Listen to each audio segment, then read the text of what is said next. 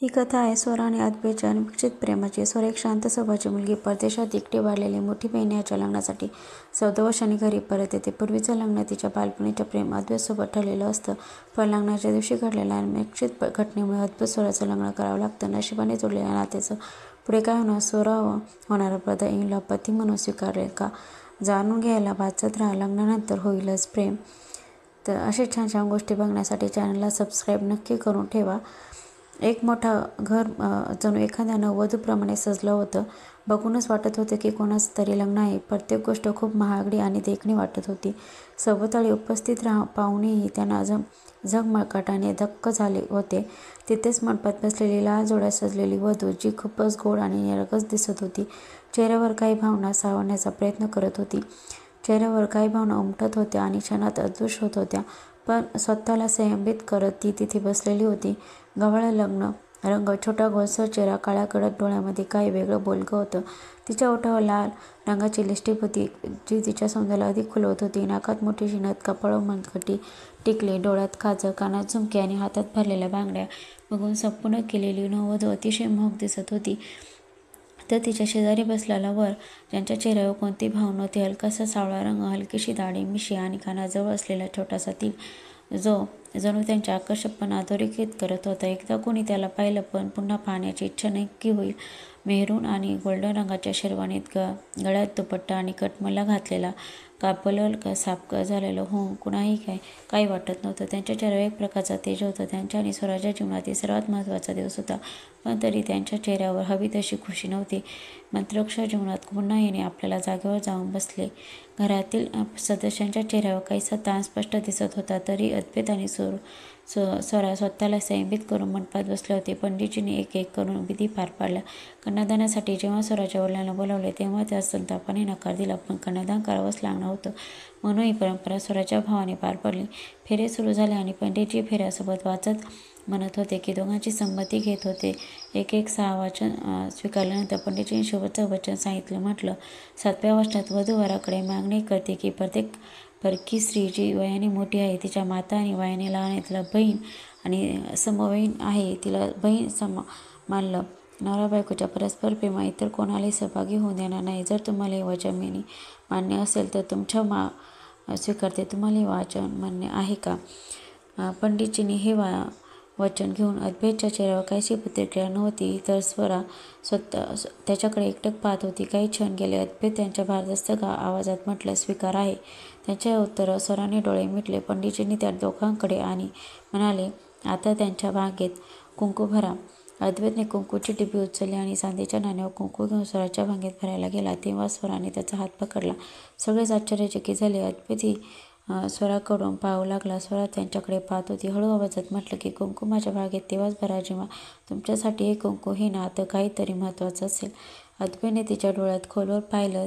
ज्या परिस्थितीत त्यांचं लग्न होत होतं त्या सर्वांना ठाऊक होतं, पण लग्न तर होतच होतं. त्यांनी खोल श्वासाने घेतला आणि म्हणाला, फ्रॉम नाऊ ऑन, आजपासून, या क्षणापासून माझ्यासाठी जर काही सर्वात महत्त्वाचं असेल तर ते तू, हे लग्न आणि आपलं नातं असेल, आणि माझ्या शेवटच्या श्वासापर्यंत मी फक्त तुझाच असेल, हे अद्वैत रावणाचं वचन आहे. हे म्हणत त्याने स्वराच्या भांगेत त्यांच्या नावाचं कुंकू भरलं. त्याने समाधानी डोळे मिटले. थोडं सिंधू स्वराच्या नाकावर पडलं, तेव्हा अद्वैतने डोळे उघडून स्वराकडे पाहिलं. ती त्याच्याकडे पाहत होती. दोघांच्या मनात वेगळ्या भावना होत्या. हे लग्न पाहत होतं हे तिथे उपस्थित प्रत्येकाला माहीत होतं. कोणाच्या मनात राग होता, कोणाच्या चेहऱ्यावर अजब भाव होता, कोणाच्या चेहऱ्यावर काहीच नव्हतं. अद्वैत स्वराचा हात पकडला आणि म्हणाला, एक वचन मागून मला आणखी तुला देतो. आजपासून स्वरा अद्वैत राहणार आहेस. अद्वैत, प्रत्येक गोष्टीवर तुझा तितकाच हक्क आहे तितका माझा आहे. जे काही झालं ते आपल्या नात्यात कधीच अडथळा आणणार नाही. हे नातं आपलं आहे. जशी जोडलं गेलं असेल ते निभावणं आपलंच काम आहे. आशा करतो की तू माझा आहे. स्वराने हळूच मान डोलावली. अद्वैत मान डोलावली आणि दोघे उभे राहून मोठ्याच्या पायाशी आशीर्वादासाठी गेले. अद्वैत आपल्या आईचा पाय पडून आशीर्वाद घेतला. त्यांनी प्रेमाने स्वराच्या आणि अद्वैतच्या डोक्यावर हात ठेवत आशीर्वादाने दिला. अद्वैतच्या वडील आशीर्वाद देण्यामध्ये मागे राहिले नाही, पण जेव्हा स्वराच्या कुटुंबाची पाळी आली तेव्हा स्वराच्या वडिलांनी पाय मागे घेतले आणि संतापाने म्हणाले, ही मुलगी माझी नाही. हिने तिच्या मोठ्या बहिणीचं आयुष्य उद्ध्वस्त केलं, स्वतःच्या होणाऱ्या मेहुण्याची लग्न केलं आणि एकदाही तिच्या बहिणीबद्दल विचार केला नाही. आजपासून माझी एकच मुलगी आहे, ती म्हणजे पूर्ण. स्वरा माझ्यासाठी आजपासून मुलगी आहे. त्याचं बोलणं ऐकून सर्वजण चकित झाले. तिथे स्वरा अधिकच हादरली. जो तिचा बाप होता तो असं कसं म्हणू शकतो? तिच्या डोळ्यात अश्रू उतरले आणि त्याआधी की अश्रू तिच्या गालावरून गळून पडते, अद्वैत तिच्या वडिलांकडे पाहत सांगितले, तुमच्या मुलीने स्वतःच्या सुखाला स्वतःच उद्ध्वस्त केलं आहे. तिने तिच्यासोबत माझे आयुष्य उद्ध्वस्त करून टाकलं आणि तुम्ही हळहळ व्यक्त करत आहेत. तुम्हाला माहीत नाही तुम्ही काय करत आहात. एक दिवस तुम्हाला तुमच्या कृतीचा पश्चाताप होईल. माझे शब्द लक्षात ठेवा मिस्टर अश्विनी सिसोदिया. ज्या मुलीला तुम्ही नाकारत आहेत त्यांचा तुम्हाला नक्कीच पस्तावा होईल. हे होलम ऐकून त्याने स्वराचा हात पकडला. स्वराने डोळ्यातून ओघळणाऱ्या अश्रूंनी त्यांच्याकडे पाहिले. अद्वैत तिला घेऊन बाहेर चालला. अजून ते बाहेर पोहोचत नव्हते तेवढ्यात मागून एक मुलीचा आवाज आला, माझ्या जीवाला सांभाळून तर ठेवेल ना? अद्वैत थांबला. अद्वैत आणि स्वरा दोघे मागे वळले. तिथे स्वरा इतक्या वयाचा जवळपास 22-23 वर्षाचा मुलगा उभा होता. त्याचा चेहराही स्वराशी मिळतच होता. तो चालत त्याच्याजवळ आला आणि अद्वैतला पाहत म्हणाला, माया जीवाची नीट काळजी घ्याल ना? अद्वैतने एक दीर्घ श्वास घेतला. स्वतः शांत करत स्वराला पाहिलं. स्वराने त्याला हाक मारली, आयू. आयूने तिच्याकडे पाहिलं आणि तिच्या गळ्यात पडत म्हणाला, जाते ना, पण आपण जुळे भावंड. तू मला सोडून कशी जाऊ शकतेस? आपण एकत्र जन्मलो, मग वेगळे कसे होऊ शकतो? हे बोलताना त्याचा गळा भरून आला होता. डोळ्यात पाणी तरंगत होते. स्वराने त्याच्या डोळ्यावर प्रेमाने हात फिरवत म्हटलं की तुझ्यापासून मेल तर दूर थोडीशी जात आहे. इथे शेजारी आहे ना, घरी कधीही यायचं. आयू तिच्यापासून दूर झाला आणि म्हणाला, तिचे हात धरत म्हणाला, तू नाही येणार. स्वराने हलकंसं हसत वडिलांकडे पाहिलं, जे अजूनही तिकडे दुर्लक्ष करत उभे स्वराने होते. हलकीशी विंदीची स्मित रेषा दाखवत म्हटलं, तू ये ना, आणि तशी मी तुझ्यापेक्षा 15 मिनिटांनी मोठी आहे. माझं ऐकायला तुला लागणारच ना? हे ऐकून आयूने तोंड वेगाडलं. म्हटलं, आज हे 15 मिनिटाच्या मोठेपणाचा राग दाखवत आहेस? स्वराने त्याच्या कपाळावर किस घेतलं. म्हटलं, जाते.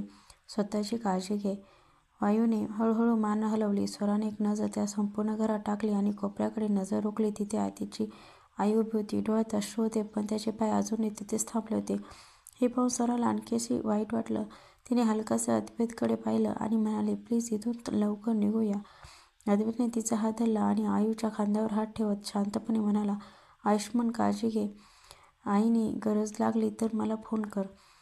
आयूने हलकासा मान हलवली आणि अद्वैत आपल्या कुटुंबासह स्वराला घेऊन निघाला. अद्वैत आणि स्वरा राणामेशांच्या दरवाजावर उभे होते. दरवाजापाशी एक मुलगी उभी होती. तिचं वयही स्वरासारखं होतं. ती खूप गोड आणि निष्पाप दिसत होती. ती अद्वैतची धाकटी बहीण अहिरा राणा होती. तिने आपल्या भावाकडे पाहून हसत म्हटलं, भाई, घरात यायचं असेल तर आधी खिशाला कात्री लावावी लागेल.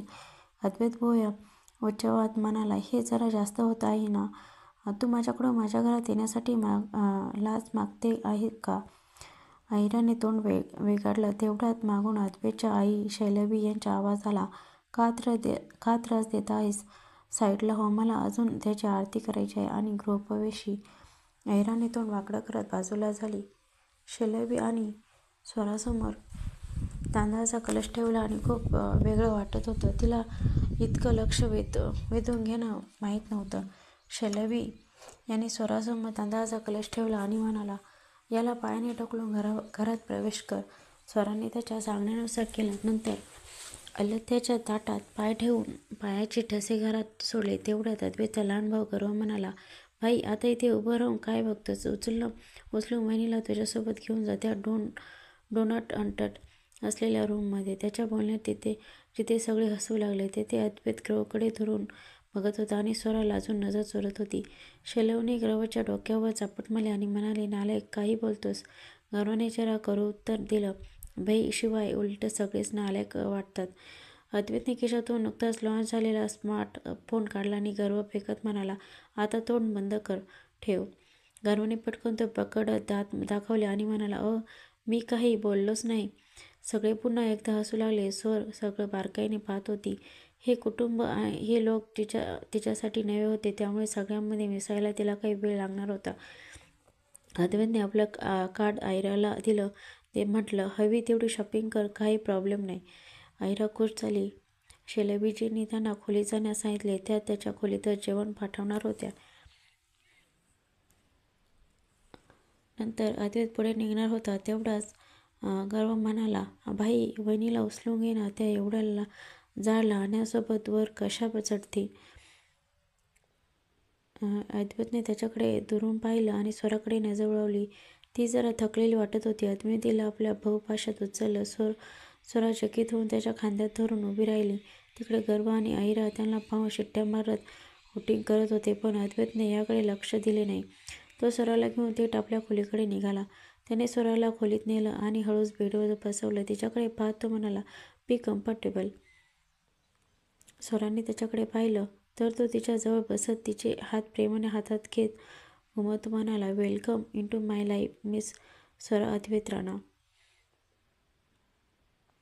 स्वरा त्यांच्याकडे पाहत म्हणाली. अद्वैत पुढे म्हणाला, आपली पहिली भेट आणि हे सगळं घडलं आपल्या पहिल्या टक्करने आपल्याला एकमेकाशी बांधून टाकलं, इतकं की 7 जन्मासाठी आपण जोडलो गेलो. टू बी ऑनेस्ट, माझ्या मनात तुझ्यासाठी अशा काही खास भावना नव्हत्या. ही गोष्ट तुला माहीत आहे.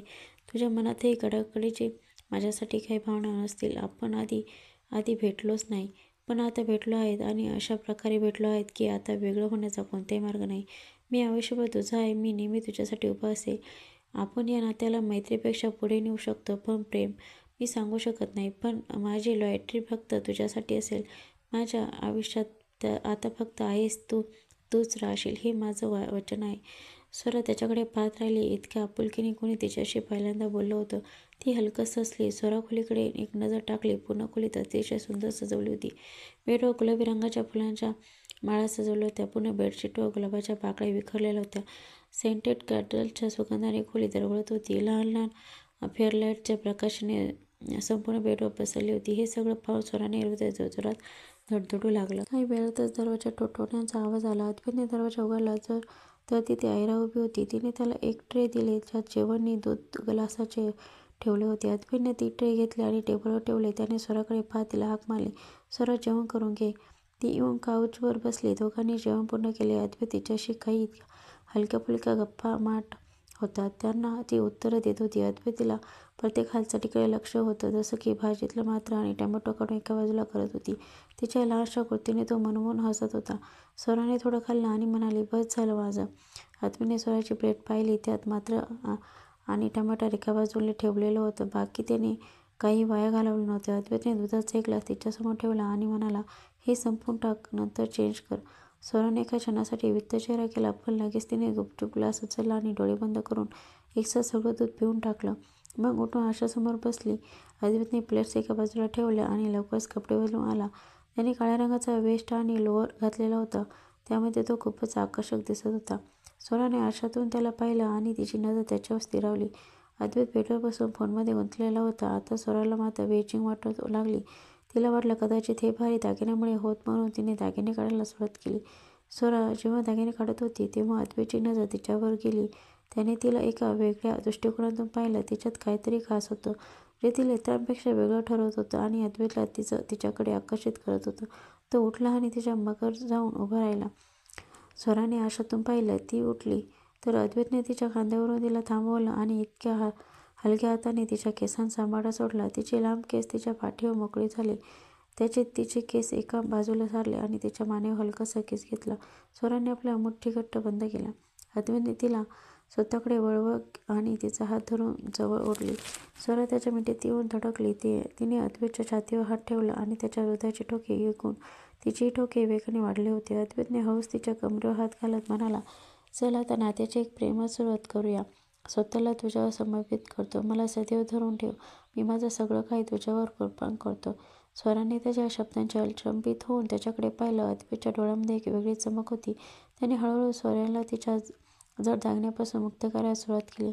स्वराला काही बोलला नाही. तिची नजर फक्त अद्वैतच्या डोळ्यावर स्थिर राहिली, जिथे काही होत नव्हतं. अचानक स्वराने तिला मिठी मारली. अद्वैत चकित झाला, पण त्याने तिला आपल्या बहुपाशात घट्ट गुंडाळलं आणि तिला उचललं आणि बेडवर नेऊन हलकंसं झोपवलं. स्वरा पलटून वळले. अद्वैत तिच्या पाठीवर असलेल्या तिच्याकडे पाहत होता. ते खूप सुंदर दिसत होतं, त्यामुळे अद्वैतचा संशय तुटत होता. त्याने हळूच झुकून तिच्या पाठीवर असलेल्या तिच्यावर किस केला. यात थोडीशी सिंपतली, पण अद्वैतच्या हाताने तिच्या ब्लाऊजच्या दोरीला स्पर्श केला. पुढच्या क्षणी त्याने ती दोर ओढून सोडली. स्वरा पटकन वळून सरळ झाली. अद्वैतने तिच्या कमरेला धरून तिला खाली करून स्वतःच्या नियंत्रणावर घेतलं. त्याने स्वराच्या चेहऱ्याकडे एकटक पाहिलं.